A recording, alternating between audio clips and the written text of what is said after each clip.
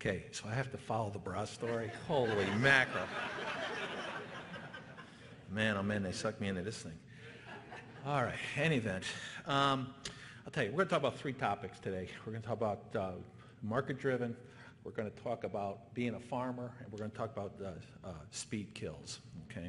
All in 5 minutes. And people who know me know that I love to hear myself talk, so this 5 minutes is going to be a challenge. So, any event, tying back, just quickly, what Fortitech does is if you take a look at a box of like a Kellogg's Corn Flakes, it's fortified with 8 vitamins, okay? Fortitech makes a concentrate which contains those 8 vitamins, and that goes into various types of products like Corn Flakes. So whether it's an infant's formula, sports bar, hospital product, probably people in this room, probably 8 products that came from Fortitech today before you got here, okay? That's what we do.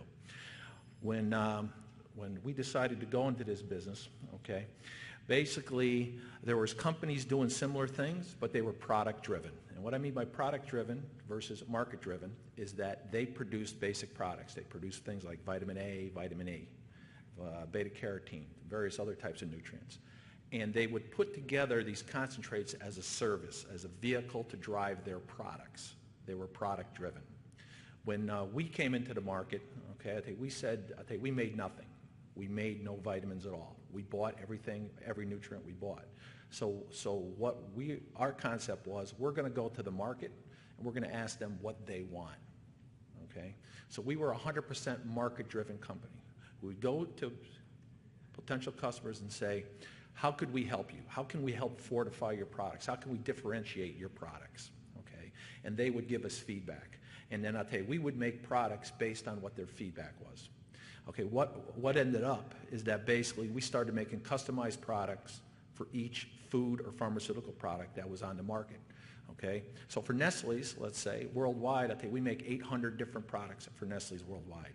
As a company, we make 10,000 different products now. Everything is custom made per order. Okay, so basically, the business that we had was 100% market driven by our customers. What the market said, that's what we produced. As the market changed, okay, whether it was the products that were fortified. Okay, 20 years ago, there was no fortified water. The big thing was water went into a bottle. Great, that was an innovation. Now all of a sudden, you know, all these waters are all fortified. So as the market changed, we changed with the market. The market said we want fortification in water. That's what we started to produce. So we built our whole organization based on a market-driven concept, okay, on what customers wanted. Now, to do that, you're making custom products. How do you make that? Well, you need a plant then that's able to produce a custom product. You got big orders, small orders. We dealt with every customer, whether it was the smallest customer, and there was a time that we dealt with a company called Vitamin Water. We sold them $150 the first year that we worked with them. 3 startup guys. I think we know the Vitamin Water story. They sold to Coke 8 years later for $4.3 billion. And I tell you, we continue now to supply Coke. Okay, so we worked with everybody. So we had small orders to make, we had big orders to make. So we built our organization from the marketplace back, whether it was our plants, the way we purchased, the way we sold. Okay. Then we said, okay, if we're going to have customized type products, that's not enough. We need to be able to react to the market quickly. And this is where it comes up to speed kills. Okay? And it's kind of the public service announcement that was used for driving, as well as when Nancy Reagan had to just say no for drugs, you know. And basically speed kills the competition. Okay? How did we build speed to our organization? The most important thing is we took the decision process and we drove it down the organization.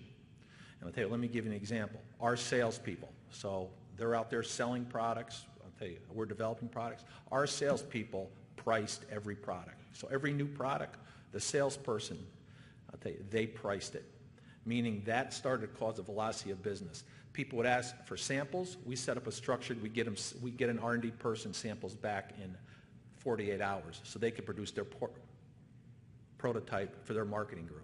Okay, there was a velocity of business the way that we drove the decision processes down the chain. Okay, and this naturally started to have an advantage for us within the marketplace. We had flexibility because we were market-driven. We basically had a velocity of business, we called it. And then last thing to basically execute that is that basically we approached our people. We wanted to be farmers, not sculptors. We want to grow people. We don't want to sculpt people. If this is the goal, all right, and we're here, how do we get there? I'll tell you what, we did not give a path of saying everybody needs to conform to this way. We made the path about this broad. And what we want to do is we want people to grow with the business. Learn the business, grow in the business, okay? So basically one of the keys were to be a farmer. So yeah, I knew I couldn't get it all in 5 minutes. All right. Anyway, guys, thank you very much.